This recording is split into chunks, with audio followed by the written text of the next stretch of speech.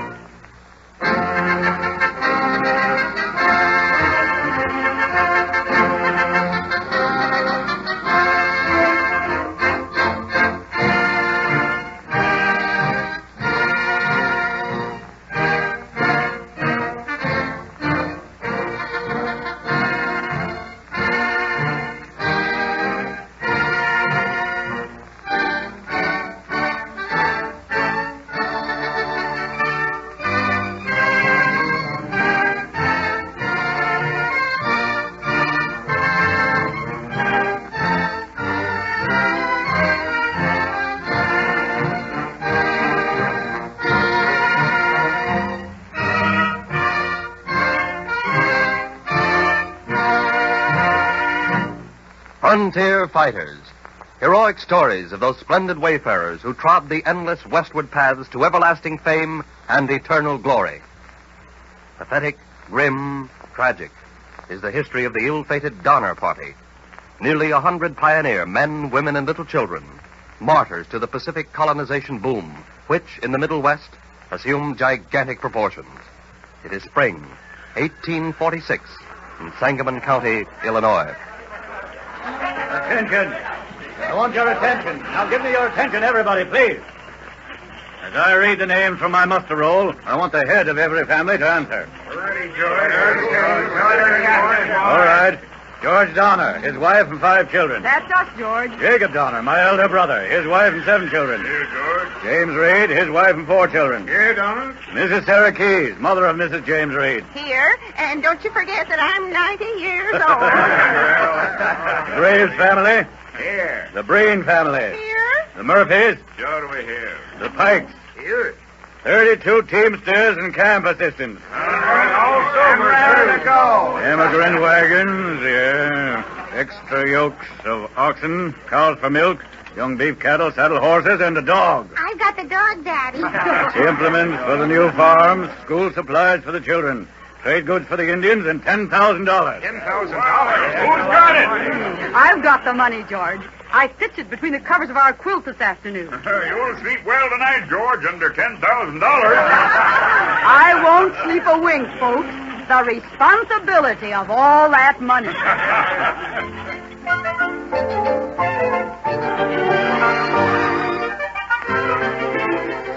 On July 25th at Fort Bridger, Wyoming, the Donner Party received a letter from Lansford W. Hastings, an organizer of emigrant trains, advising its captain to take the shorter route west, known as the Cutoff, which led from Salt Lake to the Humboldt River.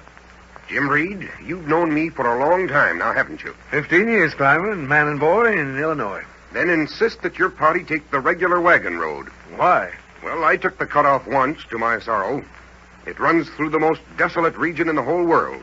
It's sure death for a big party like this. But the new road is 300 miles near our destination. The cutoff, Reed, crosses a great desert and traverses the worst part of the mountains. Short roads ain't always practical roads. Talk to George Donner. He's captain, not me. I have, but George is set on taking the cutoff. I'd like to lay my hands on Hastings, that crazy adventurer. You're too late, Climbing. Hastings is already on the way to the coast.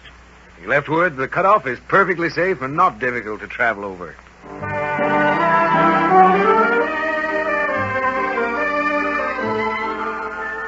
Blocked by blind canyons, dense forests, mountain pockets, the Donner Party finally reached Salt Lake. It had spent a month covering a distance which should have taken but 8 days. Food was running low. To escape starvation in the wilderness, the party pressed forward. Faster, faster, faster. Fearful desolation. Alkali and sand as far as the eye could see. Water casks were empty. The piercing rays of a pitiless sun beat down on human and beast alike. Then the Donner Party struck the Emigrant Trail along the dry bed of the Humboldt. Jim Reed, you found water yesterday. It's in your powder horn. You're a liar, Snyder. I'll fight you, Reed. For just a drop of that water. We'll fight tomorrow, Snyder, not now. We'll fight now. Take that, you water thief. Don't, John Snyder. Don't. This is my husband, your best friend. He's a water thief. As for you interfering wench. Oh. Come, Snyder. You'll never strike another woman. No. Not in this life. Oh, no, Jim. Jim, I didn't mean it. See? Not with that knife. Look, I'm sorry, Jim. Not with that knife. Oh, Jim. Jim Reed. You've stabbed me to death. You've stabbed me to death.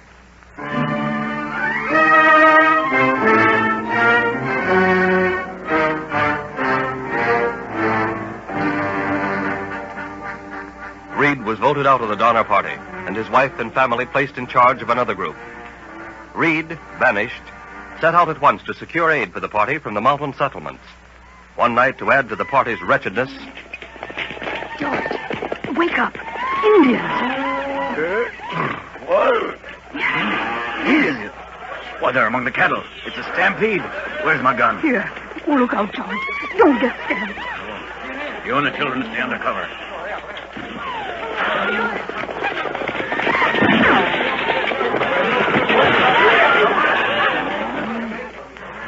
Sure that a gun, Captain George, and so's most of our beef cattle. Where's Jacob, my brother? Here, George. But this looks like the end. Oh, buck up, Jacob. Anyone hurt? Oh, thank God. Those red devils got away with 20 head of cattle. All we had. George, we can't hold out much longer. Not much longer.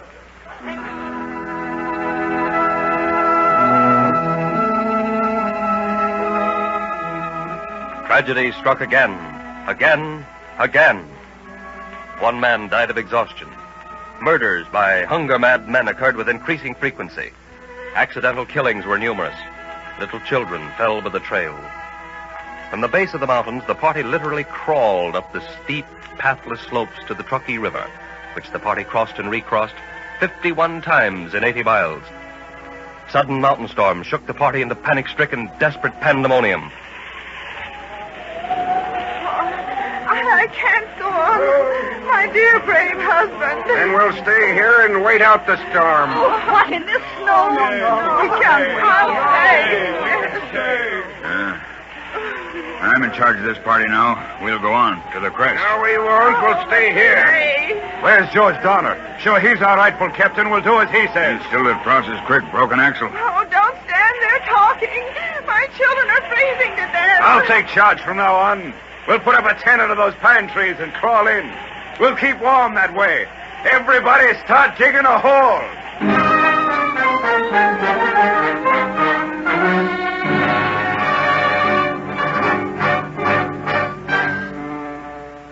Cold October blended into a colder November. December snarled and bit like a mad white dog. The snow was 10 feet deep. Starvation and death stalked through the camp. Jacob Donner and his 3 sons died. The long storm over, the party resumed its march. On January 6, 1847... Mr. Eddie, are you strong enough to sight your gun? Oh, sure, Mary. Just show me the animal. Oh, but your hand shakes so. Oh, shucks.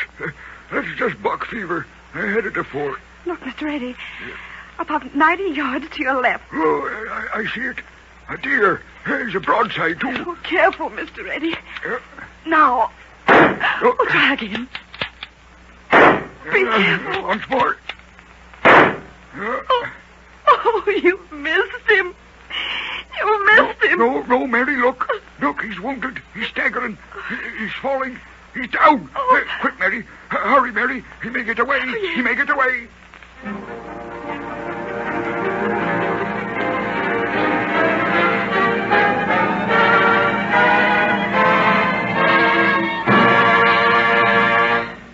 Rescue parties came and went, leaving brave men of their own groups to die with the split-up Donner Party.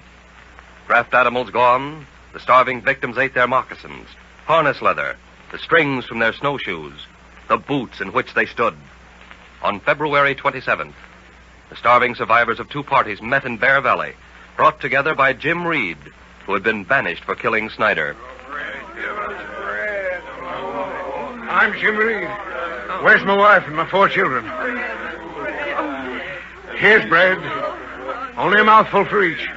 Divide fairly now. A small morsel apiece. Oh, Jim. My darling. Oh, you're here at last. Oh, Jim, we're so hungry. Bread, Jim, bread. Not for me, but for our children. We started with 4 children. I see only 2. Where's the other 2? Don't tell me they're dead. No, Jim, not yet. They're back in the mountains with some men. Oh, we'll get 'em out, my darling. But it'll take time. It'll take time.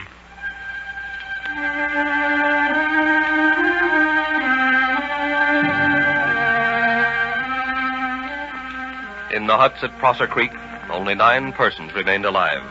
Among them were George Donner, dying from starvation, and his wife, Tamsin Donner. Come, Mrs. Donner. There's nothing more you can do. You want me to leave George, my husband? Yes, George is dying, Mrs. Donner. So please come with us with your 3 remaining children. No. Take the children. They're young. They'll recover. But I beg of you, let me stay here with George. But you can't last here. The children will need you later. When I married my George, I swore to God only death would part us. But death won't part us. Death will only bring us together again in another world where there's no hunger and no thirst. A place of brave men and loyal women. A heavenly refuge for exhausted bodies and tortured souls.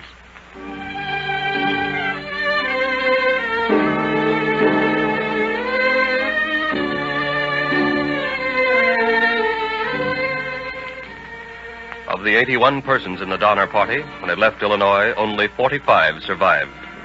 Epic heroes all. Brave men, loyal women, and laughing little children. They mocked the desert and thrust the mountains aside. Courageous, patient, hopeful. They were Western America, triumphant, victorious, even over death. And so we lay a wreath on the unknown tombs of those frontier fighters who struggled ever westward to the eternal glory of their country.